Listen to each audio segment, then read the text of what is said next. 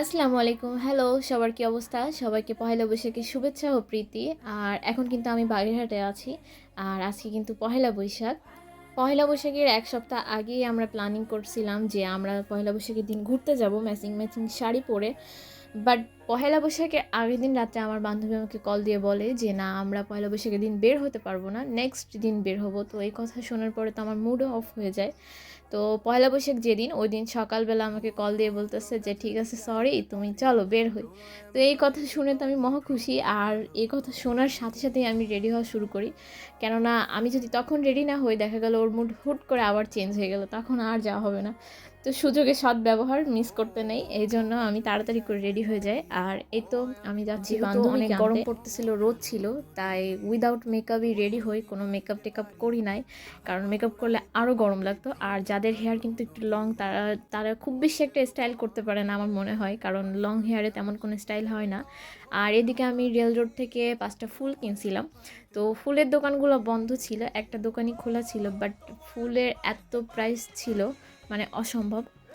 যেহেতু পয়লা বৈশাখ ছিল তাই ফুল নাকি সকালেই সব বিক্রি হয়ে গিয়েছিল। তার উপর দিয়ে আবার ফুলের কোয়ালিটিগুলোও খুবই খারাপ ছিল, একদম লো কোয়ালিটির। মানে চুলে দেওয়ার আগে ফুলের পাপড়ি ঝরে ঝরে পড়ে যাচ্ছিল। আর এই তো বান্ধবীকে রেডি করে নিয়ে অবশেষে তাকে নিয়ে চলে আসলাম মেলায়। মেলায় আসতে স্কুল জীবনের সেই মুহূর্তগুলো মনে পড়ে গেল, যখন কিনা আমরা প্রতিদিন স্কুল বাঙ্ক করে মেলায় যেতাম। আর তখনকার সময় বেশিরভাগ মেলা অডিটোরিয়ামে আর স্বাধীনতা উদ্যানেই হতো। তো প্রতিদিন আমরা স্কুল বাঙ্ক করে মেলায় আসতাম, নাগরদোলায় চড়তাম। এখনকার সময়ে এসে মনে হয় যদি স্কুল জীবনের সেই মুহূর্তগুলো ফোনের ছবির মতো ক্যাপচার করে রাখা যেত কতই না ভালো হতো। তেমন কিছু না, আসলে সেই মুহূর্তগুলো হারিয়ে গেছে সময়ের সাথে সাথে, আর সেই সব মানুষগুলো। যাই হোক, মেলার ভিতরে গিয়ে তো অনেক পরিচিত মানুষের সাথে দেখা হলো। মেলায় কিন্তু সব ধরনের স্টল বসেছিল, খাবারের আইটেম থেকে শুরু করে মাটির হাঁড়ি কড়াই, এগুলো কিন্তু আমরা ছোটোবেলায় অনেক খেলাধুলা করছি এগুলো দিয়ে। এছাড়া সুন্দর সুন্দর টেডি ছিল, কসমেটিক আইটেম ছিল, অনেক কিছু ছিল। এছাড়া বাচ্চাদের অ্যাক্টিভিটির জন্য বিভিন্ন ধরনের রাইড ছিল। আর বড়দের জন্য ছিল নৌকা, নাগরদোলা। নাগরদোলা কিন্তু সব মেলাতেই থাকে। তো একটু একটু করে মোটামুটি সব জায়গাতেই ঘোরা শেষ করে আমরা এরপরে চলে যাই মারিয়াম আপুর স্টলের দিকে। আর মারিয়াম আপুকে কিন্তু আমরা কম বেশি সবাই চিনি, বাগেরহাটের প্রথম নারী উদ্যোক্তা মারিয়াম আপু।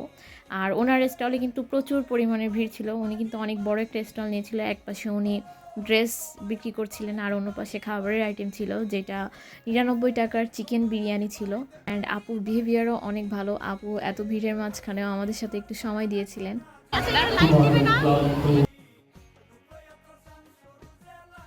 আপুর স্টলে কিন্তু অরিজিনাল পাকিস্তানি ড্রেস এবং পাকিস্তানি ইন্সপায়ার্ড এবং আমরা অনলাইনে যেসব ভাইরাল কালেকশনগুলো দেখি সব কিছুই কিন্তু আপুর স্টলে ছিল। আর সাইডেই কিন্তু তাদের 99 টাকার চিকেন বিরিয়ানির স্টলও ছিল। ড্রেসের দোকানে যতটা না ভিড় ছিল, চিকেন বিরিয়ানির দোকানে তার থেকে দ্বিগুণ ভিড় ছিল। অনেক মানুষের ভিড় থাকার কারণে সবগুলো স্টল ঘুরে দেখতে পারিনি, কারণ প্রচুর গরম ছিল আর অনেক মানুষের ভিড় ছিল, তাই সবগুলো দেখা সম্ভব হয়নি। তো কয়েকটা স্টল ঘুরে দেখার পরেই আমরা অডিটোরিয়ামের ভিতরে যাই। তো ভিতরে আসলে কি হচ্ছিল আমরা নিজেও জানি না। তো এরপর আমরা মেলা থেকে বের হয়ে যাই, বের হয়ে আমরা সোজা চলে যাই দরগায়, মানে খানজাহান আলীর মাজারে। যাওয়ার পথে দেখছিলাম কিছুদিন আগে আমাদের দরগায় যে দরগা মেলা হয়েছিল, সেই দরগা মেলায় যে খাটের স্টলগুলো বসছিল সেগুলো এখনও আছে। তো আমার বান্ধবী জিজ্ঞাসা করতেছিল এগুলো এখনও যায়নি কেন। এগুলো যায়নি তার কারণ খাটের দোকানগুলো সম্ভবত 8-9 দিন বা 10 দিন এরকম থাকে।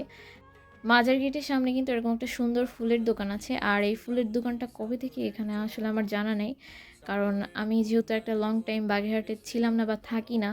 তো আমি যখন ছিলাম তখন আর কি এই দোকানটা এখানে ছিল না, বাট দোকানটা এখানে দিয়ে ভালোই করছে।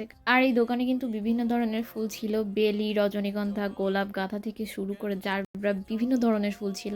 ফুল দেখা শেষ করে আমরা ওপরের দিকে যাই। আর উপরে যাওয়ার সময় বান্ধবীকে বলতেছিলাম যে আমাকে একটা ভিডিও করে দাও। বাট ভিডিও করার সময় মাঝখানে এই যে কাহিনীটা ঘটে, এই লোকটাকে আমার কেন যেন মনে হলো যে সে পাগল না।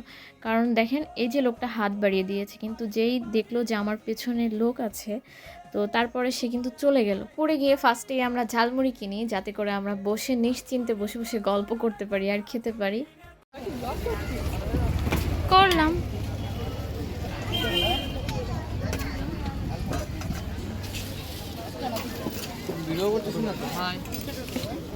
তো অন্ধকার লাগতেছে, আমার তো চেয়ারে এত এত বড় ফেস লাগতেছে, এটা কোনো কথা? এটা দিয়ে করো। সমস্যা নেই। ব্লগ হবে নাকি? হ্যাঁ, তোমাকেও অ্যাড করে দিবনি ব্লগে। ব্লগ পোস্ট করবে সামনে বছর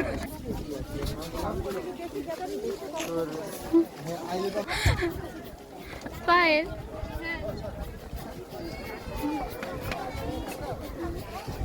ভাই ভালোভাবে ভিডিও করে। আমি আমি কোন হাত দিয়ে কি ধরো আমি বুঝতেছি না।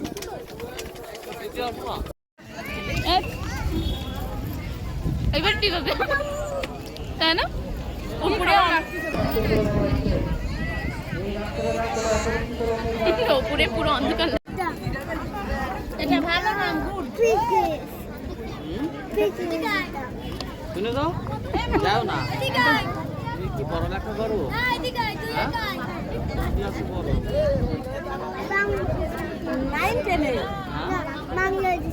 বাংলাদেশে কোথায় পড়ো? তোমার বাসা কোথায়? কোন জায়গা? রহিমাঘাটে। শহীদ মিনার ঘাটে না কিছুক্ষণ আড্ডা দেওয়ার পরে আমরা মাজার থেকে বের হয়ে পড়ি। আর গেট থেকে বের হওয়ার সময় মনে পড়ে যে এখানে একটু ছবি তোলা যায় বা ভিডিও করা যায়।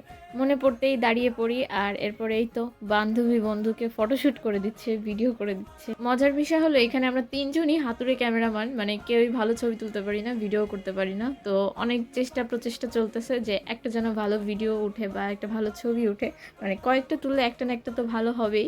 তো এটা নিয়ে আর কি আমরা মজা করতেছিলাম। ছবি তোলা শেষ করে আমরা চলে যাই দুধ চা খেতে। আর মাজারের দুধ চা কিন্তু ফেমাস, সবাই জানে। এর মাঝখানে পেছন ফিরে দেখি বন্ধুকে খুঁজে পাওয়া যাচ্ছে না। তো পরে তাকে দেখি একটা দোকানের ভিতরে, সে নাকি আলুর চপ কিনতে গেছে। আর এই দোকানের আলুর চপ নাকি অনেক টেস্টি।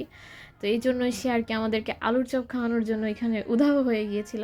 তো পরে আমরা চায়ের অর্ডার দিয়ে মাজারের মাঠের ভিতর চলে যাই। এদিকে আমরা বসে বসে গল্প করতেছিলাম, আর কিছুক্ষণ পরেই আমাদের চা চলে আসে। তো চাটা অনেক ভালোই ছিল, টেস্টি ছিল, বাট প্রবলেম ছিল আমি আর আমার বান্ধবী চিনি কম খাই, তো এইটুকু একটু প্রবলেম ছিল, বাকি সব ঠিকই ছিল।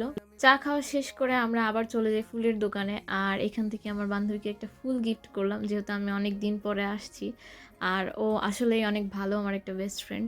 তো এরপর আমরা অটোতে উঠে পড়ি। আর অটোতে ওঠার পরে আমি দেখতেছিলাম যে আমার শাড়িটা অনেক সুন্দর লাগতেছিল, তাই ছোট্ট একটা ভিডিও করে নিই। গাড়িতে বসে গল্প করতে করতে দুজন মিলে চলে আসি বাস স্ট্যান্ড। আর বাস স্ট্যান্ডে বান্ধবীকে নামিয়ে দিয়ে আমি বাসার উদ্দেশ্যে রওনা দিই। সবশেষে এই দিনটা আসলেই আমার অনেক ভালো কাটছে। তার একমাত্র কারণ হলো আমার সাথে আমার বান্ধবী ছিল, আর তার থেকেও বড় কারণ আমি শাড়ি পরছিলাম। আমার বরাবরই শাড়ি পরতে অনেক ভালো লাগে। দিনটা এবং সুন্দর মুহূর্তগুলো পার করার জন্য আলহামদুলিল্লাহ। আজকের জন্য এই পর্যন্তই, দেখা হবে নেক্সট কোনো ভিডিওতে।